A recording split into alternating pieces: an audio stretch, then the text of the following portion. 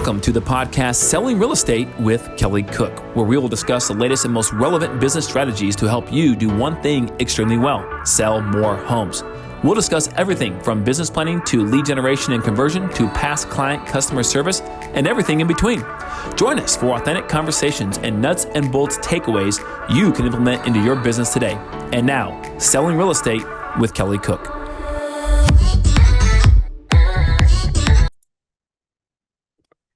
Welcome back, everybody. It is another episode of Selling Real Estate with Kelly Cook. Kelly is in the house with us. And Kelly, how is your, we're, I think, starting the second quarter. Is that right? Is that how that works? Yeah, we're in the second quarter now. We're in April. So just real quick, give me kind of I don't know if you've kind of crunched all your numbers yet or anything like that, but give me a quick synopsis of how your first quarter went this year. Yeah.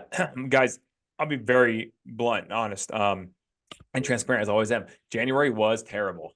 Like it was, it was awful. There wasn't a whole activity going on in the marketplace in general in December. And of course, on top of it, let's be honest, our agents as a whole, including myself, probably weren't working as hard as we should have been in December for all the obvious reasons. And then it came home to the rooster came home to crow or whatever, right, for January.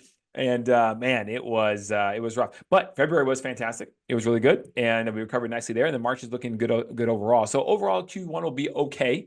But I will say this: we're in a seasonal market down in Phoenix, and we're not seeing the typical activity, transaction count that we typically have this time of year, because this is a busy time of year for us. January through March is the high season, so to speak. And January is not always the best, but February and March are usually really, really good. And April is shaping up to be decent. But again, we're down about 4% from last year. And last year, by any stretch of imagination, was not a stellar year this time of year, because again, rates were still at 7%, et cetera. So it's even slower than last year at this time. So hopefully that changes and turns around for most other markets across the country that are going to have their busiest time upcoming in Q2. And hopefully we get busier as well.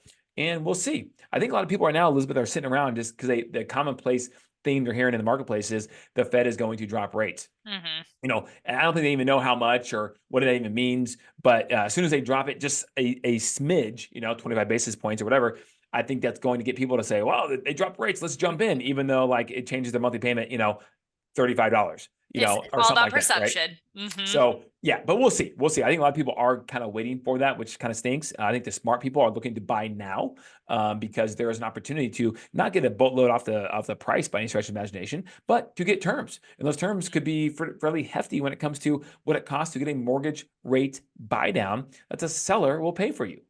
Yeah. So yeah. But absolutely, zig when everyone else is zagging. That's my thing. Which actually kind of leads me a little bit into our topic today in a roundabout way. But today we want to talk about something that we've talked about before, and it kind of goes along with a theme that we've been running here as well lately, which is to really provide value. How do you provide value, right? What does an agent do for their clients that sets them apart, really communicates their competency and their value? What can you do to really provide value for your clients? And then kind of going along with what Kelly was just talking about, people are jumping in to buy if they know about the rate buy downs, if they understand why this is a good move for them. And really, today we want to talk about being the master of options, is a coin that I think I termed.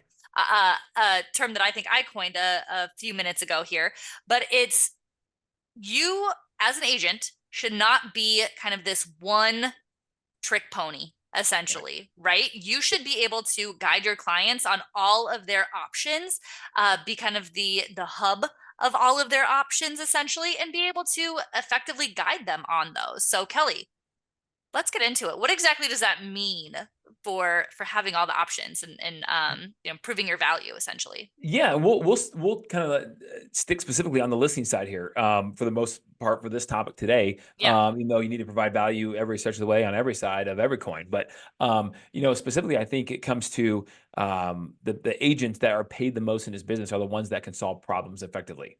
That's just the bottom line. The better, the more complex the problem, the more detailed of a talent, that the natural ability talent that the agent needs to have, and therefore there's less of those. Obviously, when that, it's like a funnel getting tighter and tighter, and so you get paid the most when doing that. And then on top of that, I always say that agents are performed as salespeople, just really in general, or perform proportionally. We're paid, excuse me, proportionally for the words that come out of our mouth. And so if we can solve problems, and part of that is words that come out of our mouth, right? It's not just lead generation, then we will be paid proportional to that. The marketplace, when it comes to that, is fairly efficient. I think Jim Rohn is the one, the great Jim Rohn is the one who said that you're paid proportionally to the value you give to the marketplace. So if you're not being paid very much, you have to question the value you're providing to the marketplace, because the marketplace in turn, within a margin of error, is efficient. So that being said, when it comes to listing, we've talked about this a little bit in the past, but we haven't done it for a while. And so I think people need a reminder, like I do, everyone does, that you need to be the hub, you need to be the central source of the one-stop shop, if you will, for anybody looking to sell a house. There are more options than ever when it comes to that aspect. Just name a few. The traditional way to list a house, we all know what that is. Okay, that's what most of us are in, this one track mindset to just hammer that square peg to that round hole potentially, right? When that might not be what they want to do. And we know that because the iBuyer, at least in Phoenix and some other marketplaces across the country, got to be as much as 9% of the market share, which, some people thought it was over, they're going to be, 70%. No. But even 9% is a decent chunk. And that shows that some people truly do. In fact, a lot of people do value convenience over money at the end of the day, but we all just assume it's going to be money. So you need to have that thought process of, okay, let's address the elephant in the room, Mr. Seller. How would you proceed? What strategy do you want to choose when it comes to selling your house? We can go the traditional way. We can go a guaranteed cash offer route. We can go with a concierge type program where maybe we help find the money, or we provide the money ourselves to fix up your house a little bit to make sure it sells for more. And then there's ways you can structure that, right? We could do a whole podcast on just the concierge program. We should. There's the buy before you sell aspect of purchasing a property. There's the creative financing aspect of selling or buying a property. So can you navigate all these waters to help somebody get what it is they want out of it without making the assumption it's just all about the money and the most money in their pocket at the end of the deal? So if there is a guaranteed cash offer, well, Kelly, I don't have the money to do that. I understand. Most people don't. It's okay if you don't have the money, but you can find that money. It can be an iBuyer. iBuyers that operate in your state or city. There are a lot of them are national. It could be the guy down the street. If you Google in your area, I guarantee you'll find an investor who will be willing to help you find the money. You can find hard money or private financing to where maybe you be the buyer, you don't have anything, and you're able to borrow money at a higher interest rate, 12, 14%, whatever it may be, and you be the principal. You buy it, okay? And then you have the buy before you sell. Guys, did you know there are companies out there that specifically niche in this, and they niche down into this aspect of a bridge loan, buy before you sell. Effectively, that's what it is. So guys, how many people out there right now, how many clients do you have right now that are looking to potentially buy a house, but they can't unless they sell the house they're in? Well, that requires you then to make a contingent offer on the house they're buying if you're going to go the traditional route. What if they could buy a house without having an entity? Because we know there's companies out there like Homeward that will buy a house for you, and then they own it, right? And then of course there's a fee, then you can buy it from them when your house sells. And that's a good strategy to an extent. It is creative. But what if it's something simpler than that, where you just went out and bought the house with your money, your lender that you want to choose to use, but you need that money ahead of time? Well, what if you can get a bridge loan for a reasonable fee, and that bridge loan could actually cover your down payment without hitting your DTI on the mortgage that you're going to get on the house you're going to buy? So you can qualify. Therefore, you're not qualifying for two different mortgages, if that makes sense. So that is a beautiful strategy. And then you sell your property as within 6 months. That bridge loan is good for 6 months. And then you're able to pay that bridge loan back based on the proceeds of the house that you're selling. Yeah. And away we go. I mean, isn't that a more stress-free way to go, especially if you're going to lose leverage on the house you buy because it's contingent. If you can find a seller that's willing to even do that. In most marketplaces that are halfway decent right now, that might be a hard task to do because again, they don't want to tie their house up. So these are strategies that you have to come to the table and be able to give to somebody. What if you were able to get somebody into a property on the buy side or on the list side? Because we're talking about list side, we'll stick with that. But what if you had a FHA or VA loan? Do you know that that's assumable?